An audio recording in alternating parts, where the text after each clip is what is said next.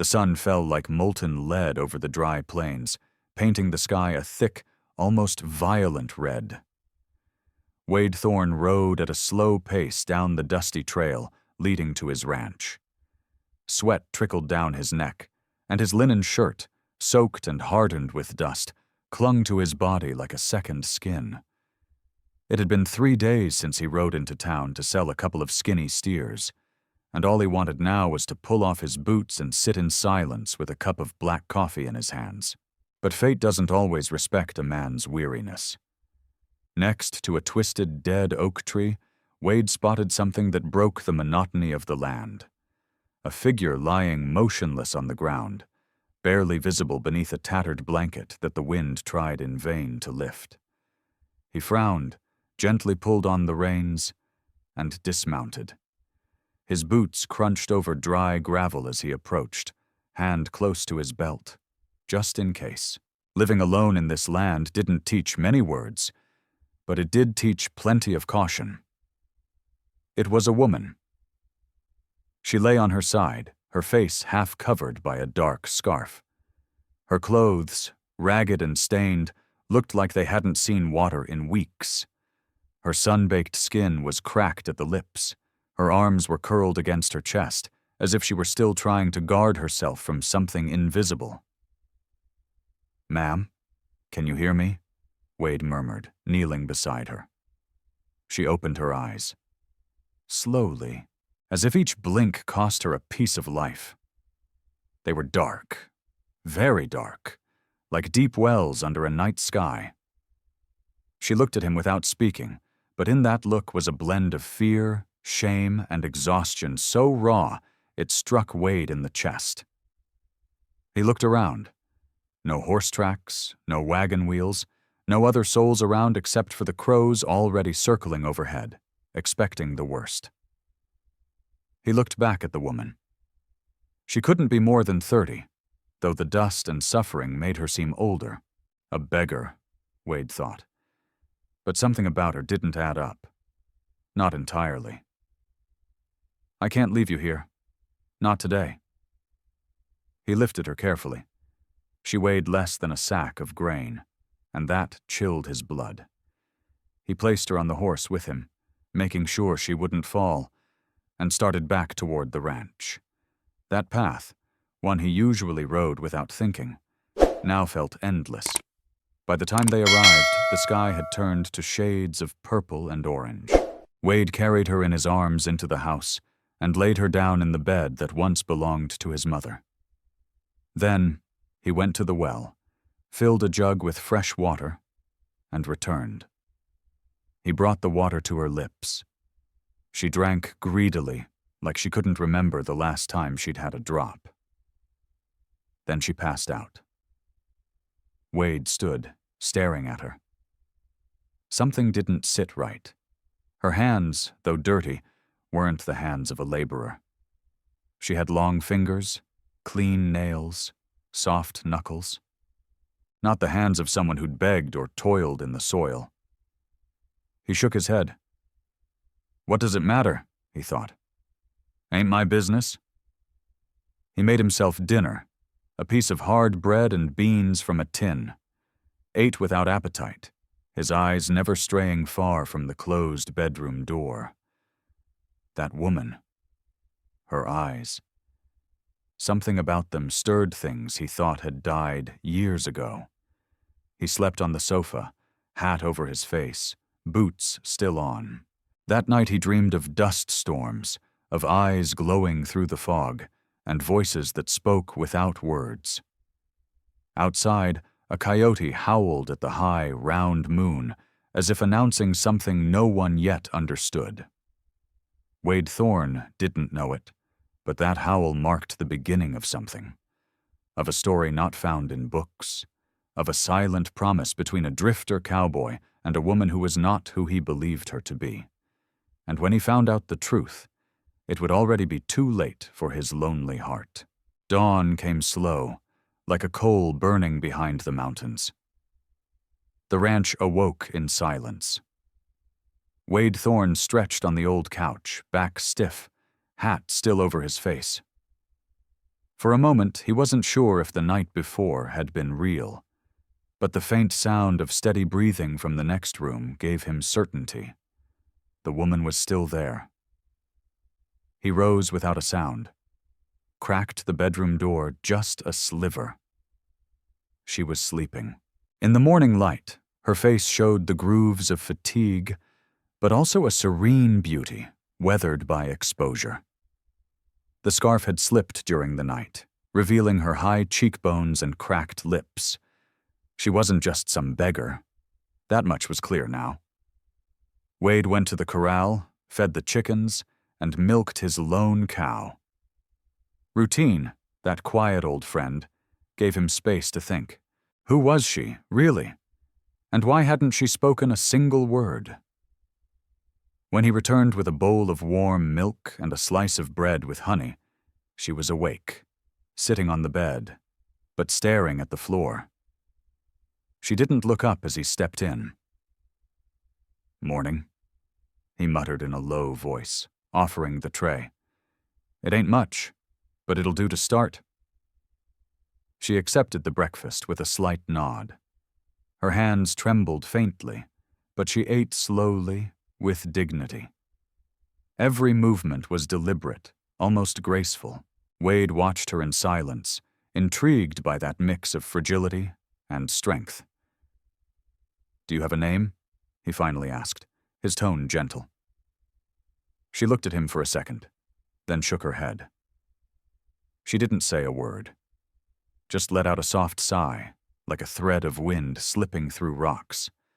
Over the next 2 days, the woman didn't speak, but she did move. One morning, Wade found her by the window, staring toward the horizon. The sky was gray, heavy with thick clouds promising rain, though not a drop had fallen in weeks. When he walked in, she turned her head quickly, like she'd been caught doing something forbidden. But Wade didn't say anything. He just handed her a cup of hot coffee. "You don't need to hide," he said. "This house is yours too for as long as you need it." She looked at him, and in that moment, something invisible passed between them. Her dark eyes, deep as a bottomless well, seemed to look beyond the walls, beyond the years. Wade felt a pressure in his chest. It was like she was reading him from the inside, like she could see all the things he never said. That afternoon, Wade went down to the barn to check on Estrella, his sick mare. She hadn't improved in weeks, and her cough had grown harsher. He had tried syrups, hot cloths, even the chance of village healers, with no luck. But he wasn't the only one heading toward the barn. The woman, wordless, had stepped down from the porch and was walking toward the mare with steady steps. Her hair was tied in a loose braid, and a blanket draped over her shoulders. Her movements were firm, as if she knew exactly what she was doing. She knelt beside Estrella, gently stroked her muzzle, and the mare, miraculously, didn't shy away. She just let out a long sigh, almost relieved. Wade didn't want to interrupt. He watched from the barn's shadow as the woman crouched over and over, picking through stones, pulling up herbs, examining leaves and roots with a reverence that felt like prayer. After a while, she returned with a handful of plants and crushed them between 2 stones. The scent was strong. Mint, wet earth, and something else. Something Wade couldn't place, but that reminded him of mountains after a storm. The woman offered the mixture to Estrella. The mare, who'd refused all food for days, licked the paste without hesitation. Wade stepped forward, unable to contain his surprise. "How did you know what to use?" he asked. She looked at him, not with fear, not with arrogance. She looked at him with something like pride, and without saying a word, she placed her hand over her chest, then pointed to the distant mountains. Wade swallowed hard. He didn't know who this woman was, but what he did know was that he couldn't treat her like a stranger anymore. Estrella was sleeping, or something close to it. Her breathing was steadier now, without the harsh snorts that had brought Wade to tears in recent nights. The barn, for the first time in weeks, smelled less of sickness and more of clean pasture, old wood, and freshly crushed herbs. The woman sat on a stool beside the animal. She didn't speak, didn't ask for anything. She just stayed there, as if her presence alone was part of the healing. Wade, leaning on the barn door, couldn't look away.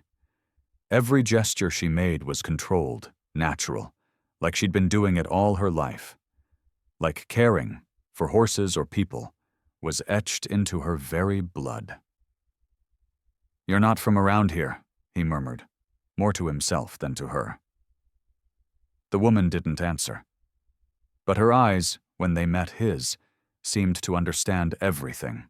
Wade took off his hat and stepped closer, like someone afraid of breaking something delicate. "I don't need to know it all right? I just want to understand why I wake up each day wondering what you'll be looking at through the window, or when you'll slip out without a word to gather leaves among the rocks." She lowered her gaze, and for a moment Wade thought he'd crossed a line, but then she lifted a small twig in her hand. A simple plant with 3 long leaves and a purple flower at the tip. "That one?" he asked. She nodded. Then she picked up another from the ground, sturdier, with a red stem.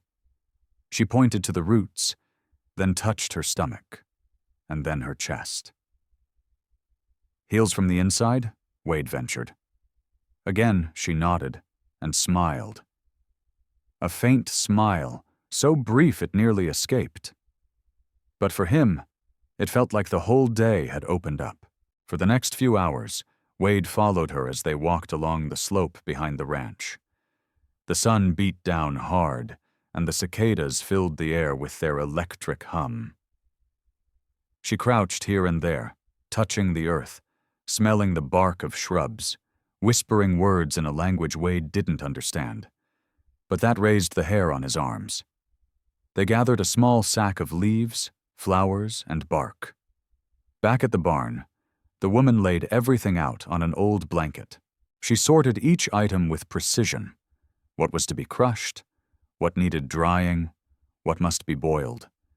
She looked like some ancient alchemist, a priestess of dust. Wade sat on a crate and watched her work. He'd never believed in anything beyond the tangible. But right then, in that quiet moment, he knew something greater moved unseen in the world. Something he'd refused to acknowledge for years. "My mother used to talk about women like you," he said softly. "Healers, life-bringers. Said they were like aspens, grew in silence and had roots deeper than you'd ever guess." The woman didn't look up, but her lips seemed to tighten with restrained emotion. "You don't have to tell me if you don't want to," he went on. "But I need to know if you're in danger, if someone's looking for you, if there's something I should be aware of." For the first time, the woman looked him straight in the eye. Then, without a word, she stood, walked to the barn door, stopped beneath the sunset light, and pointed toward the horizon, where the mountains cut the sky like knives. "You're safe out there?" he asked, stepping closer. She shook her head. "So that's where you're running from?" She nodded. Wade felt the ground shift beneath him. He had known it from the start, even if he'd refused to name it. This woman wasn't just special. She was fleeing. And her silence wasn't a choice. It was a shield. "I won't ask again, I promise," he said seriously. "But while you're here, no one's going to touch you, even if it costs me my life." She smiled again, this time a little longer, a little warmer. And without thinking, Wade smiled too. Something rare for him. Very rare. That night, Estrella ate on her own.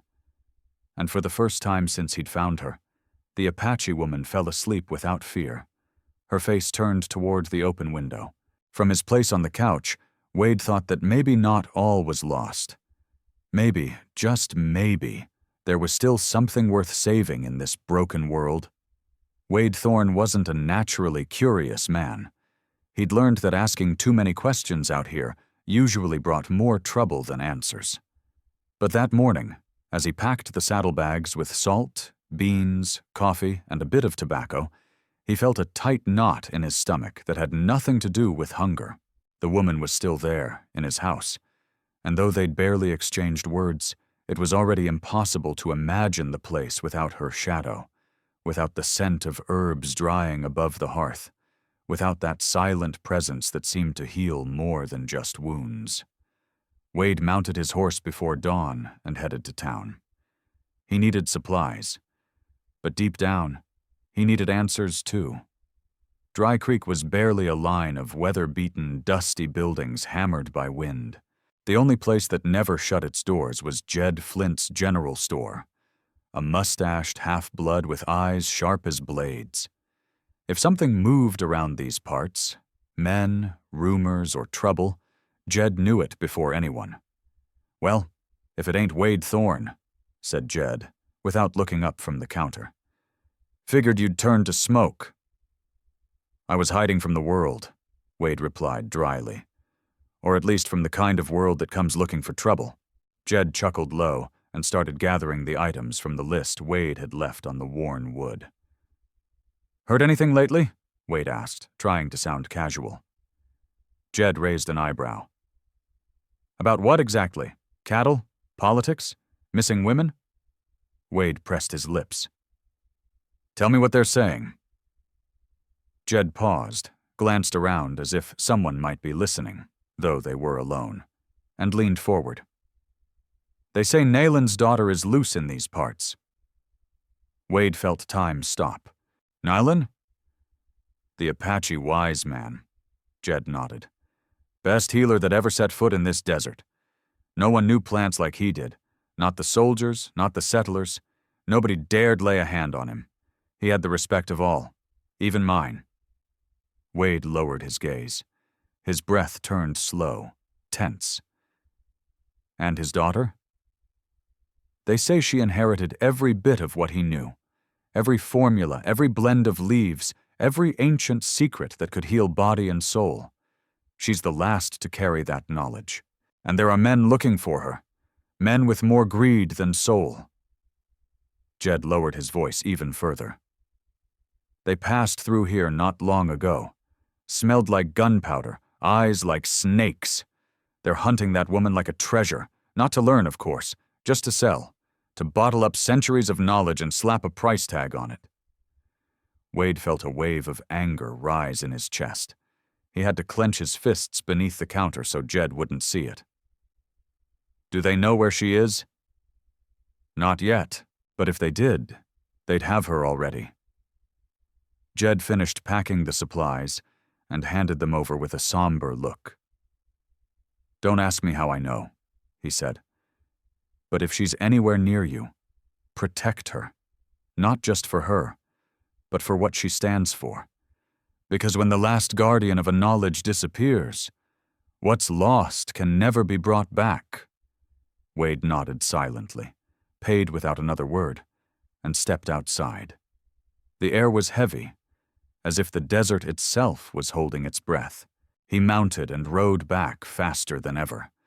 The wind whipped his face, but he didn't feel the dust, only the urgency.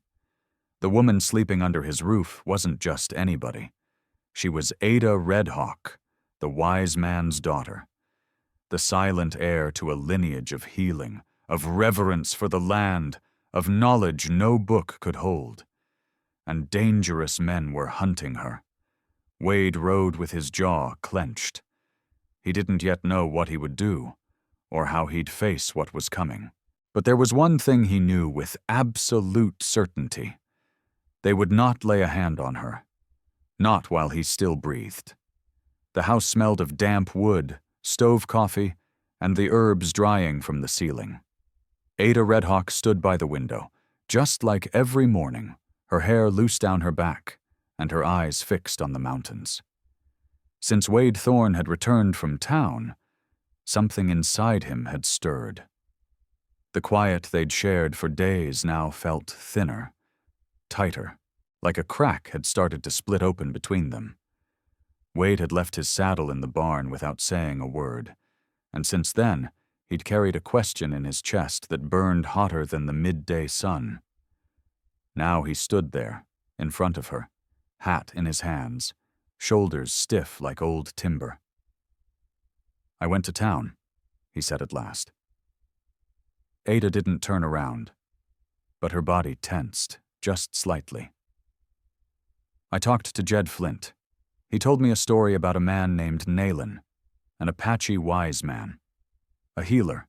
Ada closed her eyes. Just for a moment. Then she opened them again, and kept looking towards the ridge. "He said Nalin had a daughter, that she learned everything from him, every secret, every remedy, and now men are searching for her, men who know nothing of respect or roots. They just want to use her." Wade took a step closer. "It's you, isn't it?" The silence stretched long. The air inside the room felt thicker than the dust outside. Then, very slowly, Ada nodded. Just once, with a dignity that needed no words. "My name is Ada Redhawk," she said in a voice that sounded like it had risen from the earth itself. "Daughter of Naylan, guardian of my people's knowledge." Wade swallowed hard. That voice held something sacred, like an old song sung over ashes. "Why didn't you tell me sooner?" "Because you didn't know if you'd listen. Because my name is no longer safe. Because what I am doesn't belong to me alone." She sat on the bench beneath the window, her eyes still on him. Wade listened in silence, not daring to interrupt. "My father taught me how to heal, how to read the wind, the skin, the color of leaves. He taught me not to fear broken bones or wounded souls. He said everything that heals is sacred, and that all sacred things must be protected." Emotion caught in her throat. "When he died, some men came to our village. They wanted to buy my knowledge. I told them no. They offered money. I said no. Then they brought fear. So I ran. I walked for days, hid among rocks. I thought I'd die alone in the desert, and I accepted that." Wade looked at her with eyes full, of awe, of anger, of respect. "But then you found me," Ada continued, "and for the first time, I didn't have to run." There was a silence so deep not even the wind dared to stir. "I won't let them take you," said Wade, his voice low but solid like a dry timber beam. "Not while I'm breathing." She looked at him, and this time there was no fear in her eyes, only gratitude. And something else, something Wade wasn't ready to name yet. "Why?" Ada asked.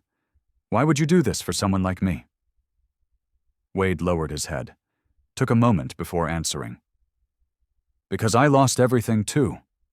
My wife, my daughter. Fever took them. And since then, all I've had is dirt, silence, and loneliness." He lifted his gaze, and their eyes met. "And now there's you." Ada didn't answer. She simply stepped forward, slowly, until she stood before him. Wade didn't move. He didn't raise a hand. He didn't ask for anything. But in that closeness, there was more tenderness than any touch could carry. "Thank you," she whispered. For the first time, her lips formed a full smile. A real smile. And for a moment, the ranch didn't feel so barren. Time began to flow differently at the ranch. The wind still carried dust, and the nights were still cold as blades. But there was always hot water in the kitchen now, and the floorboards creaked less when Ada walked through the house. She no longer slept in fear, no longer hid her face or avoided Wade's gaze. Now she rose before the sun, wrapped her blanket over her shoulders, and stepped out onto the porch to greet the first light of day in silence, as though offering a quiet respect to the world. Wade watched her from inside. Sometimes he pretended to be busy with the coffee, but his eyes searched for her with a naturalness he didn't fully understand. One morning, she handed him an infusion she had made from dried bark, wild leaves, and something else Wade couldn't identify. "What's it for?" he asked, curious. "So the silence won't feel so heavy," Ada replied with a faint smile. He took it in both hands and drank. It tasted rough, earthy, but comforting, like remembering something you didn't know you'd forgotten. In the weeks that followed, Ada reshaped their routine. She hung fragrant branches by the window, reorganized the cupboards by what healed, what soothed, and what mended. She taught Wade that the dust beneath his boots could be medicine, and that the color of a leaf was never by chance. "This one," she said once, showing him a red-petaled flower, "is for women who hurt inside, where no one can see. If you boil it with mint, it eases sorrow. If you mix it with resin, it drives out bad dreams." Wade listened with the reverence one gives a teacher. At night they spoke little. There was no need. Wade shared stories from his childhood, the smell of his mother's cooking, rainy days under the barn, the quick laughter of his daughter before the fever came. Ada listened in silence, fingers folded in her lap. Sometimes she took his hand without asking, and in that small gesture, Wade found a warmth no fireplace had offered in years. One day, while they were fixing the chicken coop roof together, Wade stopped, hammer in hand, sweat on his brow. "I don't remember what my home was like before you got here," he said. "I know it existed, but it doesn't feel the same." Ada didn't say anything. Her nails were dirt-streaked, and a messy braid hung down her back. She was beautiful without trying. "You gave me back a reason to get up in the morning," he added. "I don't know if there's a name for that, but that's what it is." She stepped closer and touched his chest lightly with her fingertips. "Not everything needs a name," she said. And for the first time, Wade leaned in and kissed her. It wasn't a kiss full of promises or urgency. It was slow, with the reverence of someone approaching a fire that could warm or burn. After that day, everything changed without changing. They still ate beans and stale bread, still hauled water from the well and chased off coyotes. But the glances were longer, the laughter freer. A sense of us began to take shape between the silences. Estrella, the mare, galloped as if she'd never been sick. She rolled in the dirt with wild joy, as if she too had felt the energy of something new growing in that place. But the threat still lingered. Wade knew it, felt it on the back of his neck like a shadow waiting to strike. One afternoon, while chopping wood, he saw a boy riding down the path on a mule. It was Jed Flint's son. Dust clung even to his lashes, and his face didn't carry good news. "My pa sent me," the boy said, not bothering to dismount. "3 men came to town. One's got a scar running across his face. They're looking for an Apache woman, offering money for her." Wade felt the axe slip from his hands. "Tell your father I'm grateful," he said dryly. "And if anyone else asks about me, he doesn't know a thing. Nothing at all." The boy nodded and rode off. Wade stood there under the falling sun, eyes fixed on the house. He knew the silence they had built together was about to break. And this time, words wouldn't be enough to protect her. The wind had changed. Wade Thorne felt it on his skin before he saw it in the sky. It wasn't the usual dry air that swept through the aspens every evening. This one carried finer dust, more bitter. A warning that crept through the cracks of the house, through the bones, through every doubt. Since Jed Flint's son brought the warning, Wade hadn't slept the same. He kept the rifle at the foot of the bed and checked the fences twice a day. Ada noticed it too. She saw it in the tighter silence, in his firmer footsteps, in the way he looked at her every time she stepped outside for firewood. She didn't ask anymore. She knew what was coming. She'd lived it before. "They'll come," she said one afternoon, while grinding seeds in a stone mortar. "Men like that don't take silence for an answer." Wade nodded. "Well, this time, they'll find more than silence." And he was right. The next morning, just as the sun crested over the hills, 3 riders appeared on the dirt road. They came slow, unhurried. Their horses were big, dark, chests damp with sweat, manes tangled. The one in front had a long scar slashed across his left cheek. He was smiling, but it wasn't the polite kind. It was the smile of a man who'd done this before. Wade watched them come from the porch, eyes narrowed, a stillness in his body like coiled wire. The shotgun leaned against the doorframe. He wasn't holding it. Not yet. "Morning," said the man with the scar as they stopped in front of the house. "We're looking for an Apache woman. Heard someone fitting that description was seen out here." Wade didn't move. "There's no woman here. Just me. And the animals." "Would you mind if we had a look inside?" asked the second man, younger, his voice more impatient than polite. "I would mind," Wade answered, calm and steady. "This is my land. There's nothing for you to find."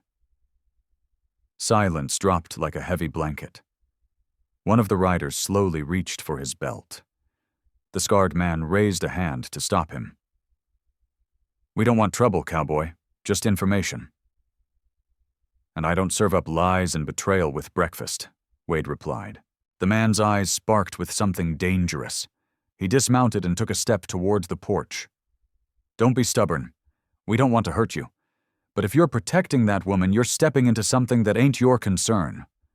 Wade lowered his gaze for a second, like he was weighing something. Then he raised his voice. "Ada, stay inside. Don't come out." The door behind him didn't move, but everyone understood what it meant. The man with the scar took another step, and then the sound of hooves thundered from the north. "Many." Wade turned his head. At the top of the hill, silhouetted against the golden sky, were at least 20 riders. They advanced at a trot, lances in hand, ceremonial paint across their faces. They were Apache.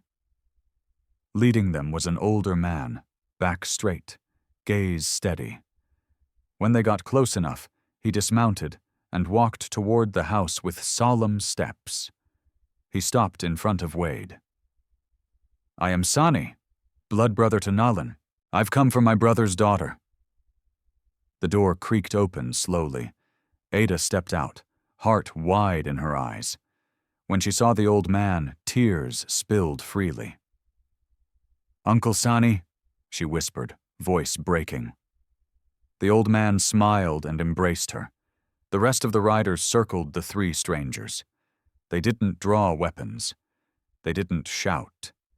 They just stared with the kind of strength that needs no arms. The man with the scar swallowed hard. "We're leaving," he muttered, and the 3 of them mounted again, this time without words, without turning back. Sani held Ada in his arms. "Your father visited me in dreams," he said quietly. "He told me his daughter had found refuge in the heart of a good man. And he was right."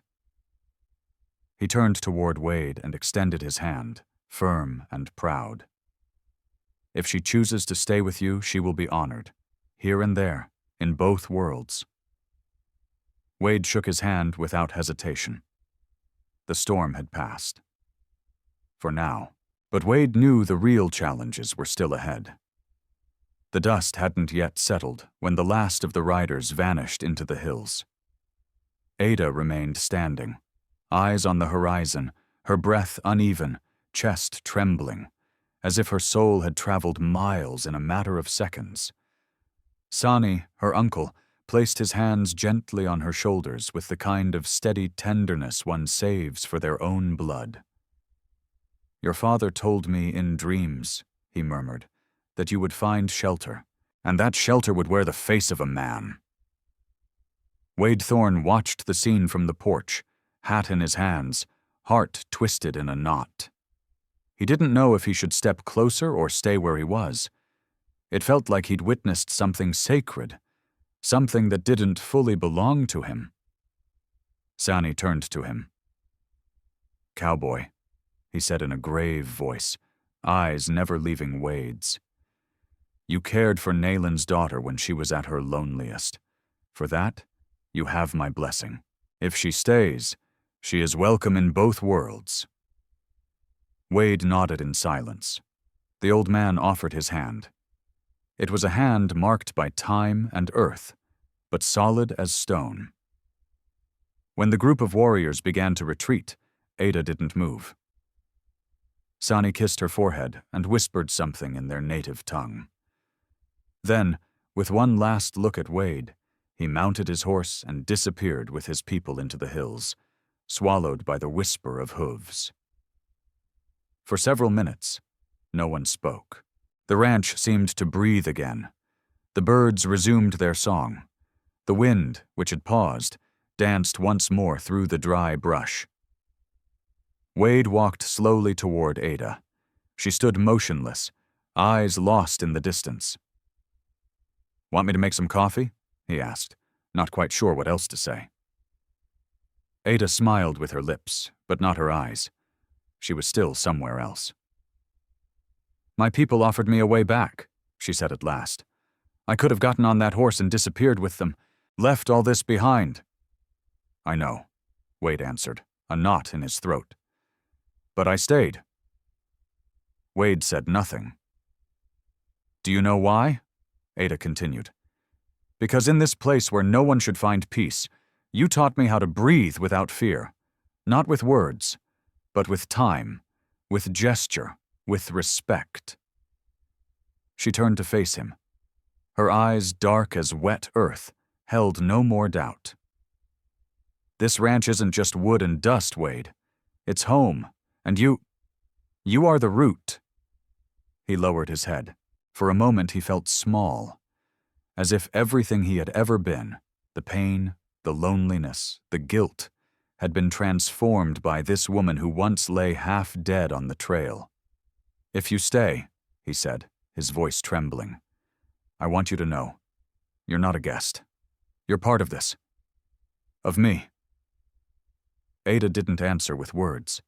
She simply stepped closer, took his hand, and placed it over her chest, right where her heart was beating.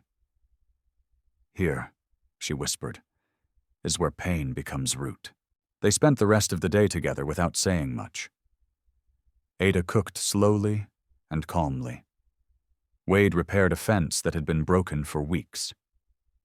From the barn, Estrella neighed loudly, as if she too could sense that something had shifted. That night, sitting side by side on the porch, they stared at the star-filled sky. There were no promises, no oaths, no imagined futures. Just the present. Each other's warmth. The quiet certainty of a choice made.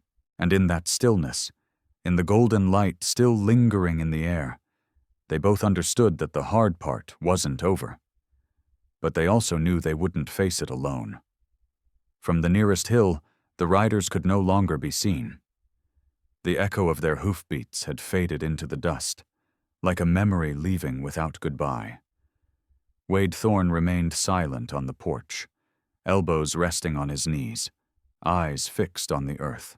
Beside him, Ada Redhawk held a clay cup in her hands, still warm, as if the heat alone was keeping her grounded in the present. They didn't speak, but the silence no longer hurt.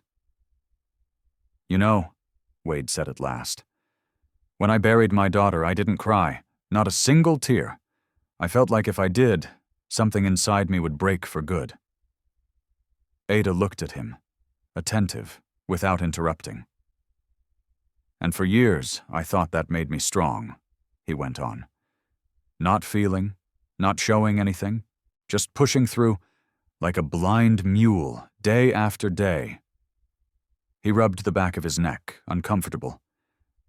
"But then you came along and changed that, without saying a thing, just by being here. And now that you've chosen to stay, I feel like if I lost you, that's what would finally break me." Ada looked down. Her eyes shone, not with sadness, but with a tenderness older than words, soft as dried flower dust. "You won't lose me," she replied. "Not as long as you look at me like I'm worth staying for." Wade looked at her. Truly looked. And he knew there was no going back. The next morning they rose before the sun. Wade went out to check the cattle fencing. Ada brewed an infusion of rosemary leaves and roots. The sounds of the house felt different now. Stronger. More alive. After breakfast, he fixed the wheel on the old wagon, and she cleaned out the storage shed.